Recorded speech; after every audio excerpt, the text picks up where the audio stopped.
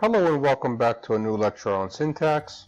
In the last lecture, we spoke about the need for internal structure in sentences, and we briefly introduced the topic of constituency.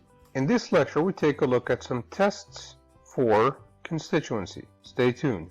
Constituency tests are replacement, movement, modification, ellipsis for verbs, or deletion, standalone tests, and then coordination or conjunction as a test. So basically then we have 1, 2, 3, 4, 5, 6 tests. So let's start by discussing the replacement test. Now the replacement test is quite simple. Basically what it says is, can you replace a group of words with something else? So for example, if you have a sentence that says, the man in the store is my friend. If you want to ask whether man and in form a constituent or function as one unit, then you want to see if you can replace man and in with one word and still retain a grammatical sentence. Well, can you? So you'd get something like, the person, the store, is my friend. That sounds like a really bad sentence. The person, the store, is my friend. So then you know that man and in do not form a constituent. How about the and store? Can you replace this with one word and still have a correct sentence? What if I replace this with jail? Let's see. The man in jail is my friend. That works. So now I know that the and store form a constituent. What about in? Now we've already seen that in and man do not fit together. Maybe in works with the store. So let's ask, can in and the store form a constituent? Like so? Well, let's see if we can replace it. So we can say the man here is my friend. So yep, we can replace in the store with here. So in the store forms a constituent. What about the and man? Do they form a constituent? Sure. We can replace it with John. John in the store is my friend. How about the man and in the store? Instead of saying John or the man in the store, I can replace all of this with John and say John is my friend. Likewise, we can do the same for this side. Running through the replacement test, we'll quickly figure out that my and friend combine together to form a constituent which may be replaced by one word. For example, nice. So John is nice. Alright, so the man in the store we said is one constituent. My friend is another one. And then we have is. So should we say that this sentence is made up out of 3 different parts? Well, let's try to give is one more chance and see if is can group with anything else to form a larger constituent. Can is be grouped with my friend to form one constituent? Well, I could say the man in the store smells. So yes, I can. So then my sentence is really just made up out of 2 constituents, like so. Now the way we show constituency in syntax, or one way we show constituency, is by using brackets. So we know that my and friend function as a unit. We know that is my friend functions as a larger unit. We know that the store is a unit. In the store is a larger one. The man in the store is an even larger one. And then these two, the man in the store plus is my friend, all of these together, or these 2 together, 1 and 2, create the largest constituent, which is the sentence. So that was only one test called the replacement test. There are 5 more tests we want to talk about, and please keep in mind that using only one test to determine constituency will not do. There are cases where one test can be misleading, so we need to try more than one test to be sure. Our next test is the movement test. Can we move these groups of words together? If we can move them together and still retain a grammatical sentence, then those words do form a constituent. If not, then they do not. So the basic idea behind movement is that if words can move together as a unit, they form a constituent. Now there are several different types of movement tests. We will discuss 3 in this class: clefting, preposing, and passive. Let's start with the passive. In the sentence, John kissed the girl, we want to ask whether the girl is a constituent. We try to apply one movement test, which is the passive voice. Now in the passive, you take whatever is an object and make that the subject. Now, taking only girl would give us girl, John was kissed by the. Now that's not right. How about taking kissed and the? You would get kissed, the, John was girl. Again, that's very bad too. But notice what happens when we try to test that the girl is a constituent or not. We get the girl was kissed by John.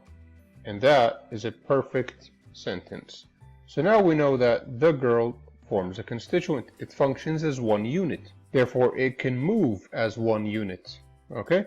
So the next test is the clefting test, which is part of the movement tests. Take the example sentence. The man bought a new phone at the store.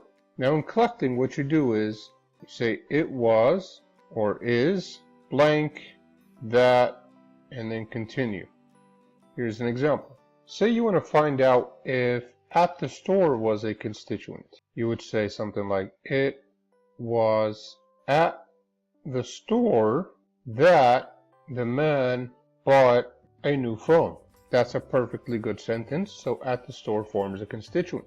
But say we took new phone at and tried to see if that was a constituent. What do we get? We get it was new phone at that the man bought the store. And that is a horrible sentence. So new phone at is not a constituent. But take a new phone and try that. You get it was a new phone that the man bought at the store. That's perfect. How about a new phone at the store? Plug that in here and then complete the sentence. It was a new phone at the store that the man bought. That's also a great sentence. Now from our previous test of replacement, we already know that the verb plus whatever follows forms a constituent in the sentence, right?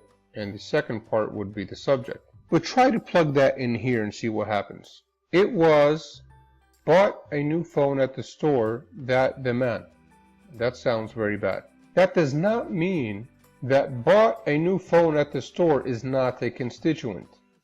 That's why we put out that warning that says that you need to use more than one test before you decide that something is or is not a constituent.